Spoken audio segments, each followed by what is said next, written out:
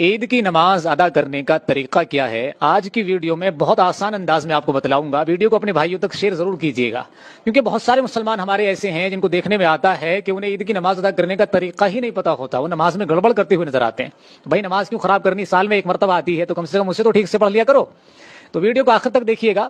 سب سے پہلے تو نیت کا مسئلہ آتا ہے، یاد رکھ لیجئے عید کی نماز واجب ہے، تو نیت ہمیں کس طرح کرنی ہے؟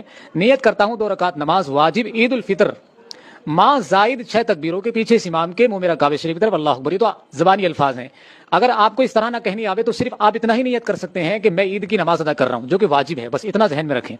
اس کے بعد اللہ اکبر کہہ کر کے نیت باندھ لی جائے گی۔ اس کے بعد آپ پڑھیں گے ثنا پڑھنے کے بعد امام 3 تکبیریں کہے گا، تو امام کے ساتھ ساتھ آپ کو بھی تکبیریں کہنی ہے۔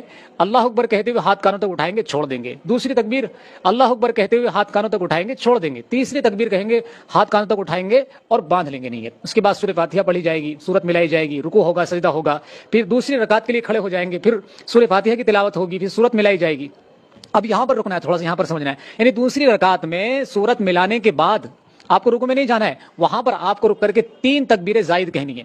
اسی طرح سے ہاتھ اللہ اکبر کہتے ہوئے کانوں تک اٹھائیں گے، چھوڑ دیں گے۔ دوسری تکبیر ہاتھ کانوں تک اٹھائیں گے، چھوڑ دیں گے۔ تیسری تکبیر کہتے ہوئے ہاتھ کانوں تک اٹھائیں گے، چھوڑ دیں گے، اور چوتھی تکبیر کہتے ہوئے پھر رکوع میں چلے جائیں گے، اور پھر نماز اس انداز سے پوری کی جاتی ہے، اسی انداز سے پوری کی جائے گی۔ تو یہ ہے عید کی نماز۔